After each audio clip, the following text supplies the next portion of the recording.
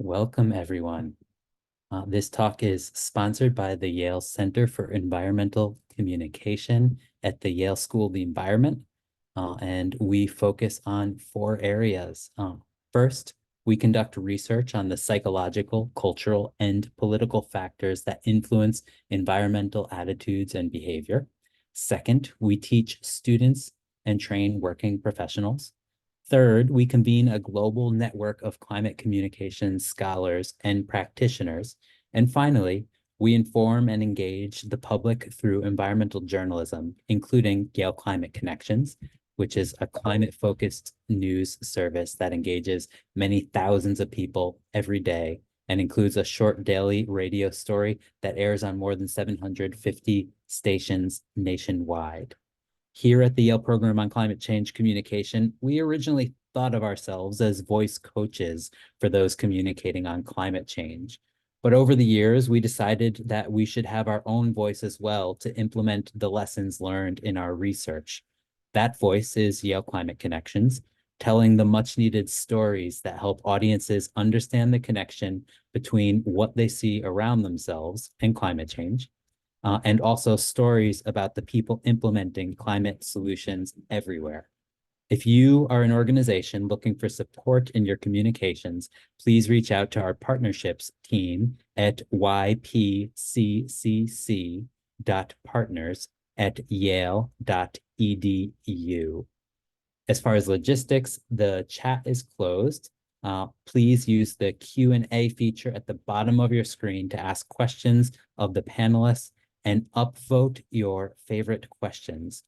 We will make a recording of this conversation available on our website, and we will send a link to everyone who registered. So today's talk will be moderated by Sara Peach, who is the editor-in-chief of Yale Climate Connections. Sara? Thank you, Eric. We are honored today to have with us Antonieta Cadiz, Dominique Browning, and Francesca Polletta as speakers. Antonieta Cadiz served as a Washington correspondent for the White House and Congress, and then as a national political correspondent.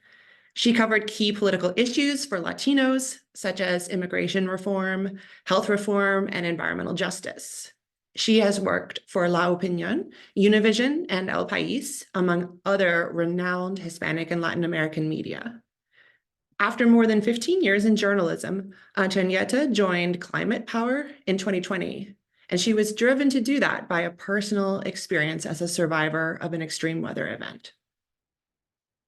Dominique Browning convened a series of conversations 10 years ago with women who had expertise in climate policy, regulatory and legal clean air issues, marketing, and business to discuss together how to engage and mobilize people, specifically mothers, to fight climate pollution. Mom's Clean Air Force was formed from those conversations with the mission of changing the focus of our national conversation about global warming from polar bears to people. Francesca Polletta is the Chancellor's Professor of Sociology at the University of California, Irvine. She works in the areas of culture, politics, social movements, and law.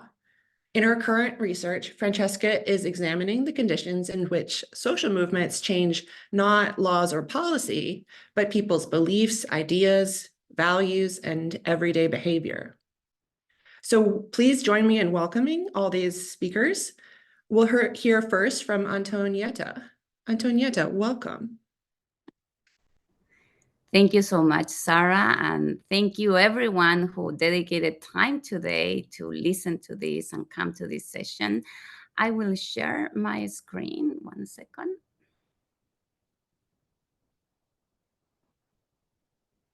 Okay, can you see my presentation? Yes? Yes, we can. Okay, excellent.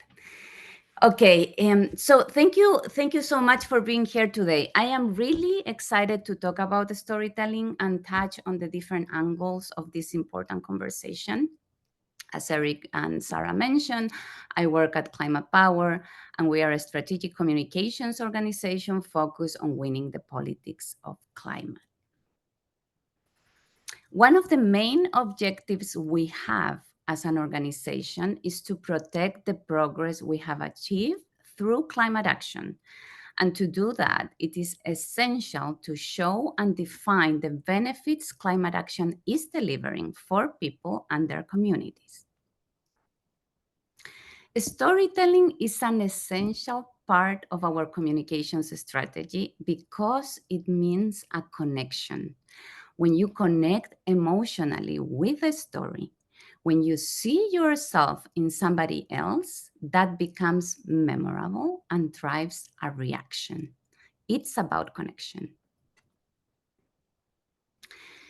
During my career and my personal life, I have played different roles where storytelling has been an important part of the puzzle.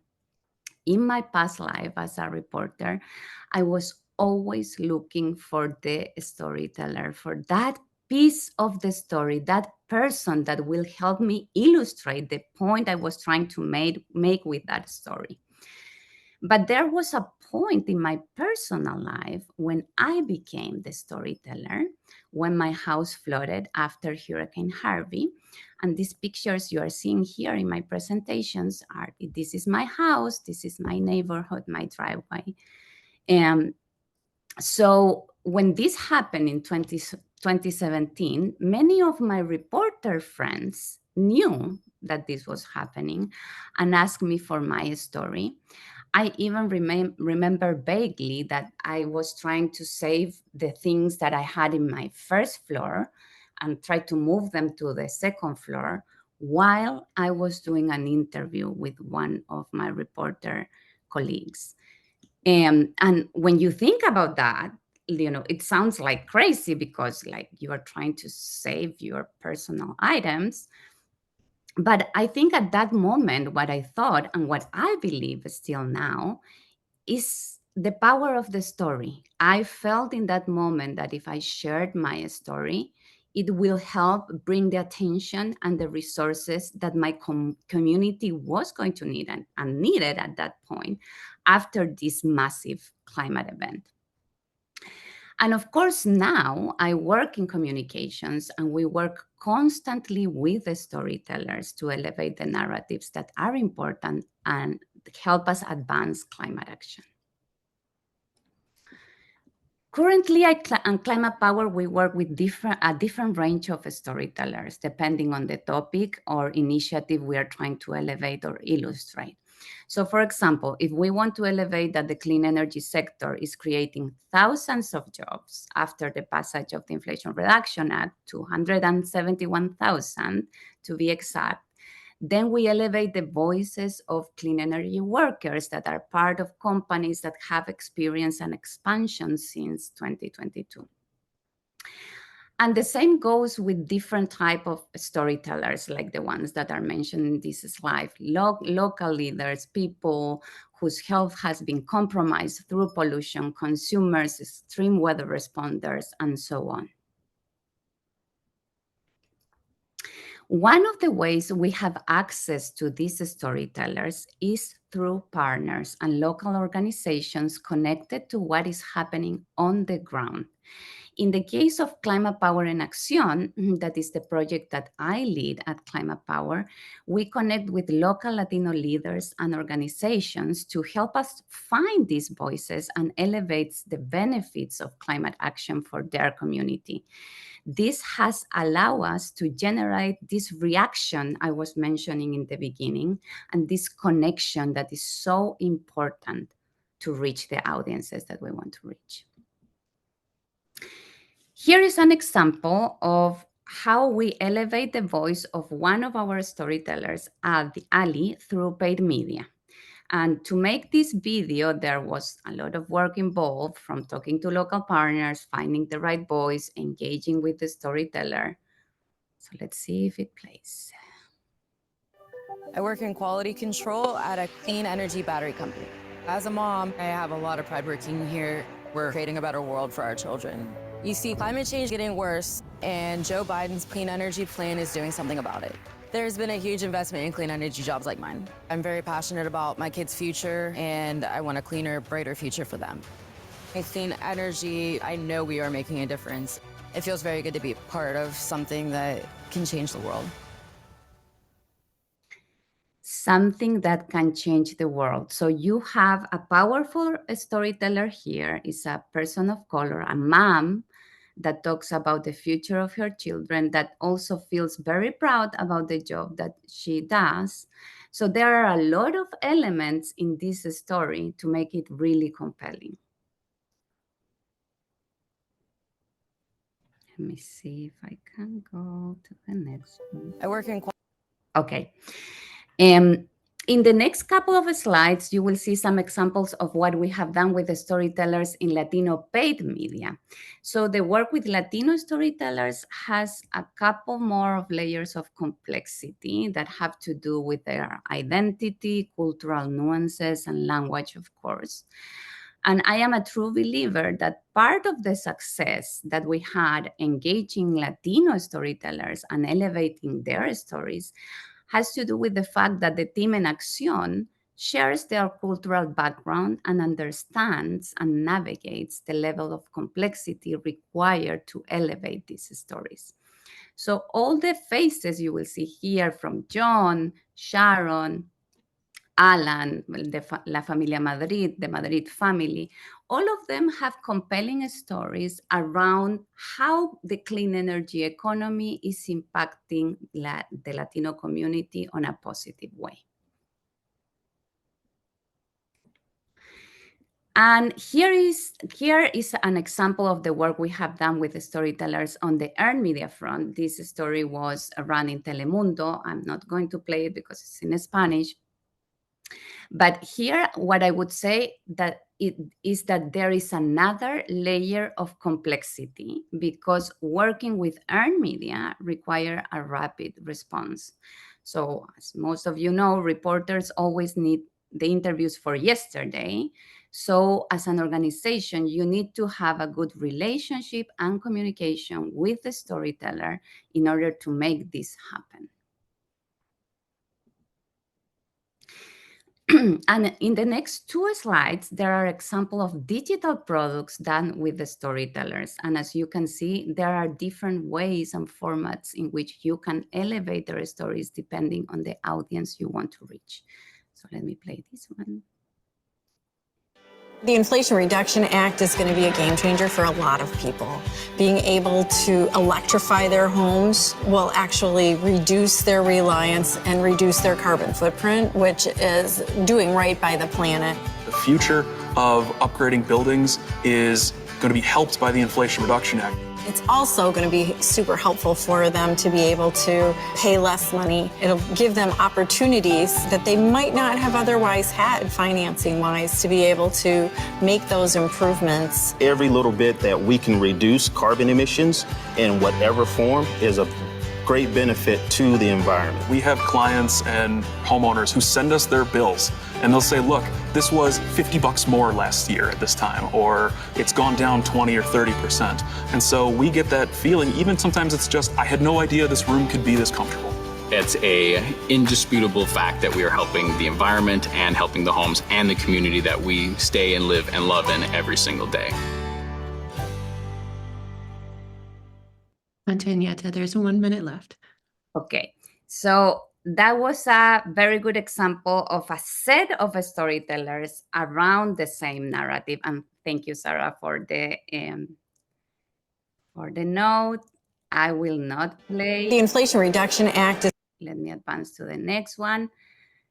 Here is the last one I want to show, and I don't think I have time, but the point I wanted to make is that there are different formats where you can play different stories depending on the audience that you want to reach. And here is an example. So it's just the graphic with the audio. I'm not going to play that. Let me see to the next one. And that was all from me. If you have questions, please put them in the chat. And let me stop presenting. Thank you so much. I know that this is already inspiring a lot of questions and thoughts for our audience. Next up, we'll hear from Dominique Browning.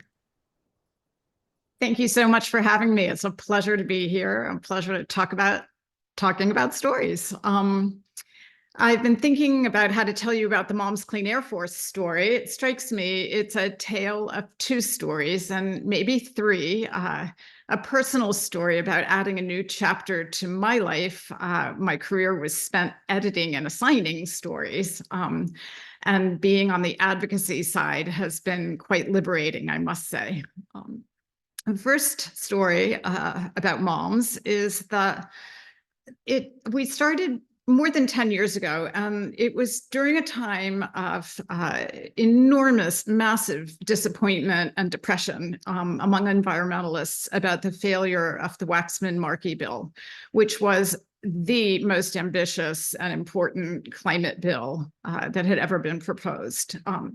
Reams of reports were written about why this bill failed. And one of the themes that kept coming forward was a lack of communication and communication effectively with voters, with people about why they needed to care about legislation to protect from climate pollution. At the same time, there was, and it's hard to believe this is really only a little more than 10 years ago, there was the beginning of a huge boom in what was called blogging, right? A new kind of personal social media platform. And among those bloggers were lots and lots of women who were self-identifying as mommy bloggers. And they were extremely concerned about their children's health. They were concerned about toxic chemicals. They were concerned about plastics. They were concerned about air pollution. And they were trading advice about what to do. Here's the air filter you can buy. Here's the BPA-free baby bottle, that kind of thing. But watching all of this energy, I thought we could harness all of this energy to protect our children towards something you can't buy, but you have to work really hard to achieve. And that is changing laws and changing rules. And as I have said many times, we did want to change the conversation from people to polar bears. Climate change is not something happening far away in the North Pole. However, at this point, I try not to even say that too much because I really feel terrible for the polar bears as well as the people. We are now about 1.5 million members across the country. We have chapters in many states. We have organizers working to give politicians wind at their back to make change or pushing them into change. And we have a lot of volunteers who open their chapters in their neighborhoods. Anyone interested in that, contact us. We love engaging with our members. When we started, however, there were no laws to work on, and there would not be any climate laws for a long time because it became a third rail. I got a phone call from Environmental Defense Fund's legal counsel, Vicki Patton, who said, you know, we've been trying to pass mercury regulations for a really long time, many, many years, and we're not getting anywhere. So maybe this would be something moms would be interested in. Well, I remember when I was pregnant being told, do not eat big fish because it is extremely full of mercury. So tuna, fatty salmon, things like that. No one ever told me why I shouldn't eat those fish, why there was mercury in them. And in a million years, I would never have intuited that mercury in your fish comes from the pollution from coal-fired power plants. That mercury converts into methylmercury. It gets eaten up the food chain. It bioaccumulates in fatty tissue. And when a pregnant person eats that fish, mercury crosses the placental barrier, and the only fat on a fetus is in the brain. The mercury goes to the brain and disrupts the developing architecture of the brain. So that was a story about a toxin that really galvanized me and many, many mothers who had heard the same advice, don't eat tuna. And we got to work on an EPA regulation. And by coincidence, here we are again, hoping next week to have even stronger mercury protections. So we started, I like to think now that we started bringing people to EPA and bringing EPA to the people, and inviting our mothers to meet with their legislators, meet with their regulators, tell stories about children with mercury poisoning, children with asthma, children suffering from cancer, living near oil and gas fields. And these kinds of stories really are stories that come from the heart. We don't talk about what Mother Nature is going to do or what Mother Earth is going to do, because as I remind ourselves all the time, Earth could care less whether kids or cockroaches are crawling across the back. It's people who care. We care about each other. So when I think about the stories that we've been hearing just in the last year with record-breaking heat temperatures, I think about one of our older organizers who's an inspiration to all of us in Arizona, talking about how she had to carry oven mitts in her bag in order to use the handrails on steps, metal steps, because they were so hot. She had to wear oven mitts. Or children collapsing from heat on playgrounds. Or after I gave a talk at Georgetown Law once, a young woman raising her hand and saying, I don't think I want to have children. I don't want to bring children into this world. Or another colleague of mine whose child is a cancer survivor. She lives near oil and gas development, and she tells the story about why it is so important to have strong regulations from EPA protecting from methane, for example, leaks. So at the center of all of these studies is love. As Antonieta said so correctly, it is about connection, and we connect through love of our families, love of our friends, love of the place in which we live. And that is a very, very powerful connection when you make that connection to a politician for why they need to vote the right way, or to an EPA regulator about why an EPA rule is so strong. I've been thinking a lot about what kind of stories we should be telling right now. The stakes are incredibly high, globally high in this election cycle. And one story we can be talking about, as you saw on the social media previously, is the huge accomplishments from this administration. President Biden has made historic and transformative investments in climate, fighting climate pollution, and in clean energy, and in clean transportation. However, I do have to say that the titles of stories matter too. And IRA is a terrible title. It sounds like the Inflation Reduction Act, sounds like that econ class you skipped because it would be really boring. And in fact, there's an amazing amount of great news in there for fighting climate pollution, but you wouldn't know it from the title. So just important to remember that. So we could be telling great stories, and we should be telling, and we are telling great stories about achievement. And those are the kind of stories that give you a lot of hope. But there are other stories that we need to tell too, about how much more there is to do, and how incredibly important it is to keep up urgency and power, and to keep fighting and to keep the message front and center. We don't have to choose whether or not we're telling a good story, a story of hope, or a story of urgent work ahead. We can tell all those stories.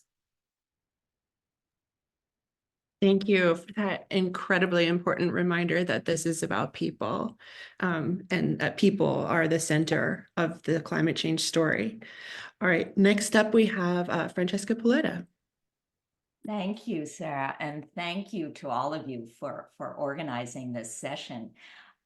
Dominique and Antonieta are powerful storytellers, and it's hard not to imagine that an audience would be touched, moved, and mobilized by the stories they've told.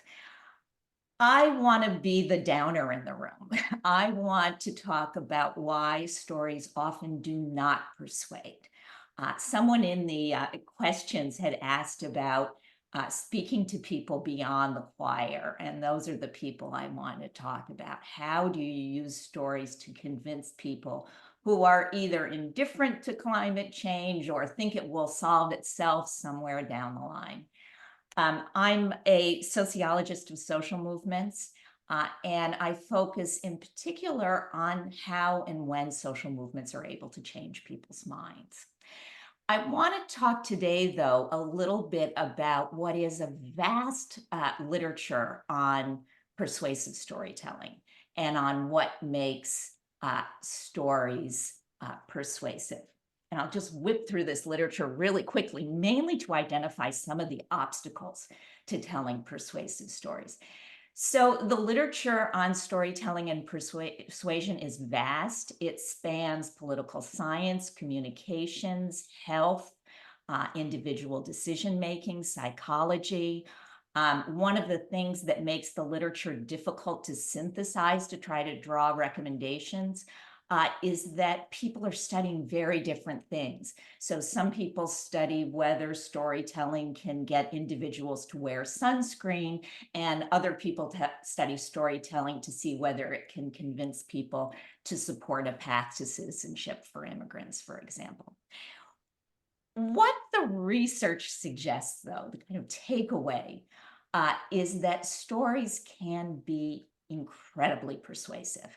Antonieta and Dominique talked about one of what is considered one of the chief mechanisms by which stories persuade, which is one of identification. People identify with the protagonist of a story and adopt their concerns as their own. Scholars also talk about stories' capacity to suspend our tendency to counter-argue. And so in these ways, stories can be more persuasive than logical arguments or statistics.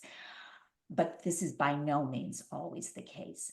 And especially when it comes to persuasive storytelling around social problems. That is, problems that are not just the result of individual behavior, but of often long-standing policies and practices. And social problems that need to be solved, at least in part, by government action. It's much harder to tell those stories effectively. I want to talk about very briefly, three obstacles to telling those kinds of stories. And what I think is interesting is that in some ways, they're the flip side of exactly what makes stories so powerful. So I'll suggest that the obstacles to telling effective stories lie not in the stories you tell, but the stories you are heard with. Second, not the truth of the story, not whether the story is believable, but whether it's seen as more broadly representative, whether it's heard as the tip of the iceberg. And then the third obstacle is not the people who are already interested in the cause, but the people who are not. So let me just talk very briefly about these three obstacles and then just suggest some ways around them. What is a story? How is a story different from an argument, statistics, a report? I think generally we argue that stories have characters who encounter a conflict. There's a set of events, and then the story's end both resolves the conflict. We talk about a denouement or a climax. The story's end resolves the conflict and also makes a broader normative point, right? The moral of the story. A story's not a very compelling one if the author has to say, and the moral of the story is, right? Compelling stories are ones where the moral seems given by the events themselves, right? We as listeners or viewers or readers fill in pieces of the story as we're hearing it. we hear the beginning of the story and we think, oh, this is a David and Goliath story about the little guy up against the big guy. And then we hear more of the story and we think, no, actually, it's a pride before the fall story about a little guy biting off more than he can chew. So narrative scholars talk about the fact that we understand stories in terms of stories we've heard before. That's the first source of storytelling's challenge, is that stories are heard in relation to already familiar stories. And in the United States, the most familiar stories treat individuals as responsible for their own fate. So it is difficult to tell stories that are heard as about a larger social problem rather than as about the individual choices that someone made. I'll give you just one example. A study by Zhao and Niederdeppe had audiences read a story about a 15-year-old boy who was living in a neighborhood without any access to nutritious food and struggled with obesity as a result. What the researchers found was that the more developed the story was, the more readers learned about the boy's experiences and his emotions, things that you would think would lead people to empathize with the boy, the less likely audiences were to support policies aimed at combating food deserts. So the fact that they heard the story as about an individual led them to blame the boy's own choices. There's research I won't talk about, but I can, that suggests that even empathy for the protagonist may not change that people who believe in a kind of up by your bootstraps mentality where the government is largely inefficient, even if they empathize with the protagonist who is in need of government action, are less likely to support it. Second problem is that, again, story strength is that we hear a set of particular events and it seems to tender a larger point. We think that's more generally true. Gibson and Zillman did a study in which audiences read a story about a carjacking. And they found that the more vivid the carjacking was in the story, the more audiences thought that carjacking was rampant in their region. That's illogical. The more vivid a story doesn't mean that the actual phenomenon is more widespread. But that's what a good story does. It leads us to see the events that we hear about as the tip of the iceberg. The problem is that only sometimes happens.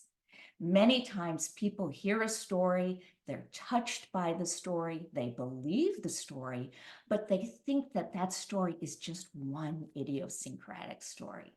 And I think we saw that happening around police violence against unarmed Black men and women.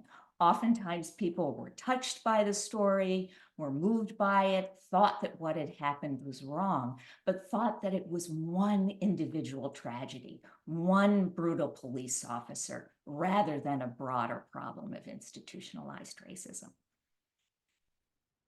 And then the third problem is that most of the studies that I've described, I talked about this whole literature on storytelling, it's experimental. People are asked to read a story or to view a story. Sometimes they're asked to put themselves in the shoes of the protagonist, and then they're asked about their opinions afterwards. In real life, most of us ignore most of the stories that we're exposed to. In fact, some researchers suggest that when we hear a story that we believe is intended to persuade us, we're even more likely to check out, right? We double down, we resist the story. So how do we overcome these obstacles? I don't know the answer. I'm going to suggest just a couple of things very briefly, some of which echo points that Dominique and Antonieta made.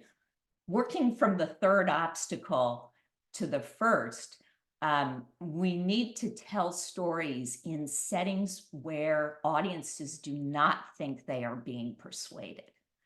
And there's a lot of really interesting work that's been done on threading advocacy messages into entertainment media. There's now some work being done on that with respect to climate change, getting climate change issues into television shows where audiences already have a connection to the protagonists, already see them as friends, and are therefore more open to the message of the story. I read a study about an experiment in which they had weather reporters integrate climate change messages into the weather reports they gave. Again, audiences don't have the sense that they're being told climate change is something we need to do something about. Instead, they're seduced by the message. Francesca, Second, about a minute left. yeah, I'll be fast.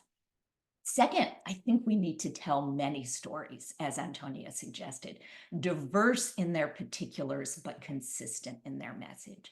And we've seen this with a number of social movements. We saw this with the Me Too movement. We saw it with Black Lives Matter. What activists have done effectively is to tell stories that are different enough that they're not easily dismissed as, oh, well, that's just one story, but are similar enough in their message that they convey a broader problem. Third, and this is difficult, tell stories that make it hard to blame individuals. Both Dominique and Antonieta talked about stories focused on solutions. I would argue, though, that the way those stories are often told is kind of our organization partnered with a group in the community to produce 200 solar panels, and that created this many jobs. The stories aren't compelling. They're not moving. I think in particular, we need stories about individuals in government who are heroes, who are moving mountains to make things happen. And then finally, and I'll stop right here, I've talked about telling stories to convince people who are indifferent to or skeptical of the cause, but I think storytelling is enormously powerful in preaching to the choir. We know in studying social movements that effective social movement organizations get people to turn up over and over again, whether to lobby officials, to demonstrate, to write to their congressional representatives. And what makes people do that, what makes people turn up, is less their commitment to the cause than their commitment to each other. Storytelling can build those relationships within movements that I think are essential to movement success. I'll stop there.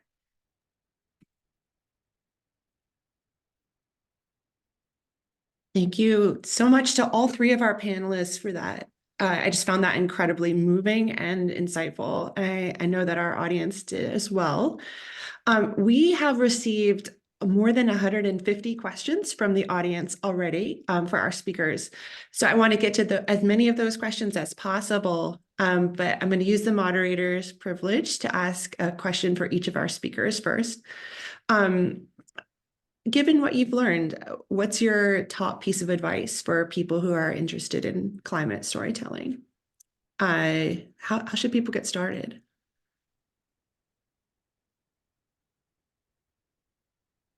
Go ahead, Antonieta.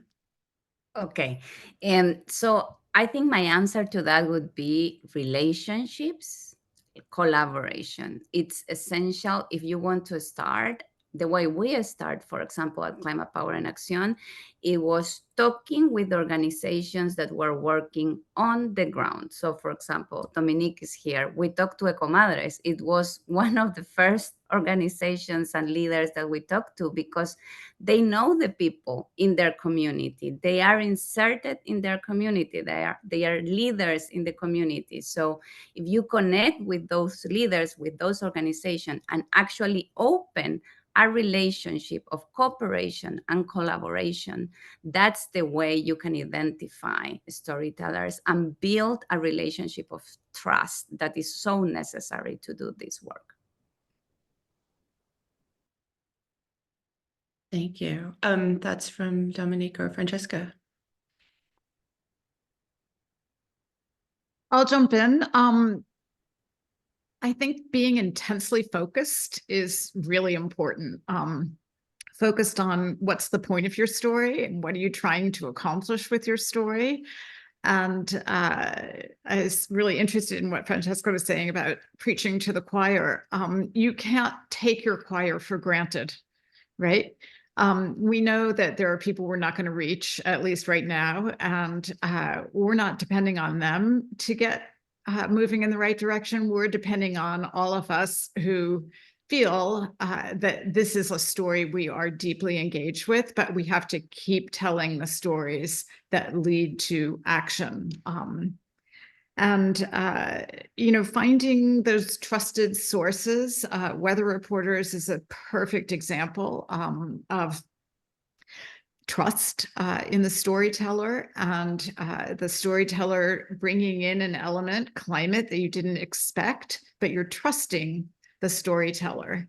So I think that's incredibly important. And I'm very intrigued with the point about finding new people to tell stories about, especially in the government. I feel like we are in a period of enormous bashing of civil servants, as they were called, and people who have dedicated lifetimes to making things better for us. And their stories, who they are, why they're doing what they do, why they care so much, why they show up after 30 years of investigating what Mercury does.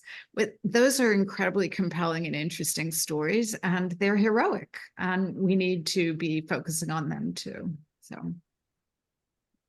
I agree with all that. I would just say two things. One, that Dominique said, be very conscious of what you're trying to do with your story, because the story may be different, whether you're trying to persuade people who are likely indifferent to the cause, whether you're speaking to policymakers, whether you're talking to journalists, whether you're working on internal agenda building. That the kind of story that you tell, I think, differs in important ways. And I think it's essential to know that. The other piece of advice I would give is don't assume that your audience hears the story the way you do. I think that's hard. That's hard for us because we hear a story that's moving, and it's hard to imagine it could not be moving to someone else. And yet I think being conscious of that is the way to build bridges. Yeah, absolutely. And Francesca, picking up on your point about the importance of preaching to the choir, do you have any thoughts about which sort of types of stories are particularly effective for the choir in a given social movement? Yeah, there are lots of stories, but I think one of the important ones is Antonia and I talked about this briefly, that when you're asking people to tell their stories to the media, to policymakers, it's hard work, right? If you're telling a story that is one of struggle, even if you feel hopeful at the end, it's still hard. It's still a sacrifice to tell that story. And so I think one of the things that we need to do is to emphasize give people the freedom to tell their story the way they want in certain settings. That's what I think is so important that can happen in grassroots movements, that people can share their anger, their confusion, their sense of betrayal with people who have experienced the same thing. That's really empowering. And I think we need within movements to give people spaces to share those kinds of stories, in addition to the stories that are aimed at outside audiences that are about building hope and support. Sure. So Yeah. can I add one thing to that? I think also that an important point is to do research on the issues that most of us care about. Through polling, for example, you can identify what are the issues that are really important for most people for this election year, for example. So it's cost, it's the economy, and then figure out a way to connect those mainstream issues with your lane, with climate, because there is a connection. There is an economy story that goes back to climate. There is a housing story, a jobs story that connects to climate. So figure out a way when you share the stories of storytellers to just make those connections. Yeah. And Antonieta, I'm also thinking about a follow-up question for you, which is when you're working with partners to find storytellers, how do you think about working with those storytellers in an ethical way? Because as Francesca said, it is hard work for them to tell those sometimes agonizing stories. How do you think about the ethics of that? It is hard work. And as Dominique and Francesca were saying, I think it's really important to be super clear, super transparent about what are you doing? Like your organization, what do you do? What is your objective? Why do you want to tell this story? Be super open and transparent about the why, the purpose behind it. And then also be super clear about the distribution. We are going to put this story in, our social media platforms, or we will showcase this story in this specific scenario. If you are clear with the storyteller, it really helps the process. That's one. The second one is that, like, many people tend to think of storytellers as victims. And when I've lived through Harvey, I think that is most of the time the way people approach me to ask for my story. When you, as a storyteller, share your story, you are a choice maker. You are making a choice. You are sharing your story for a reason. So just see the storyteller as a choice maker too. And finally, help them prepare. Because if they are going to do, a rapid response earned media interview, help them prepare to feel the best way and to deliver the best way they can the story that they want to share. Thank you. Dominique, I want to ask you a question that we had talked about and that also came in from the audience, which is, how do you think about telling a story that doesn't have an ending yet? Climate change writ large, we don't know the ending of the climate story. We won't know for hundreds of years. So how do you approach that?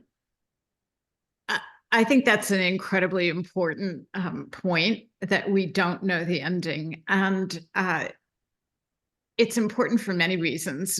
One is to preserve the possibility of change, which also preserves the possibility of hope and feeling hopeful.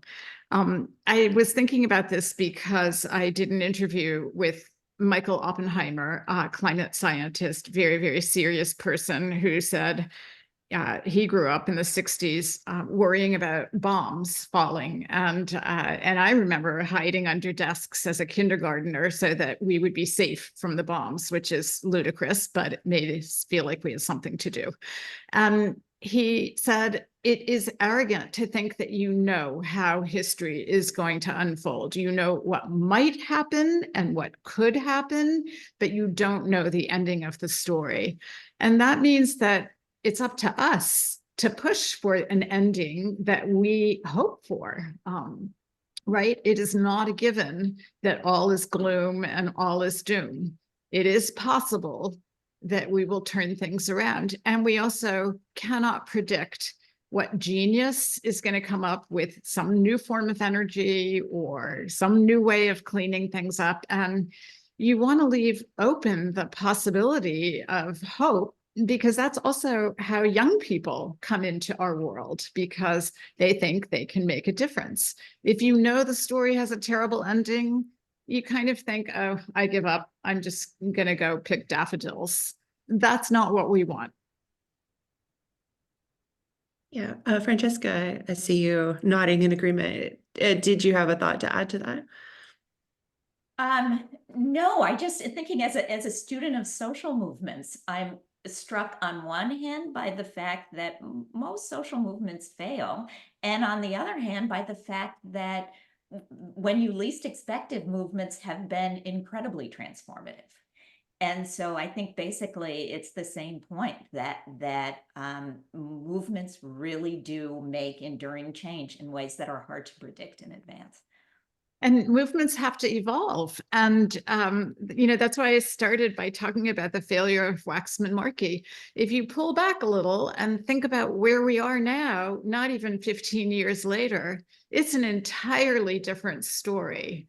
And it is a story of hope and historic change and investment in the future. And so I think it's really, really important to adapt and change your messaging as needed as well.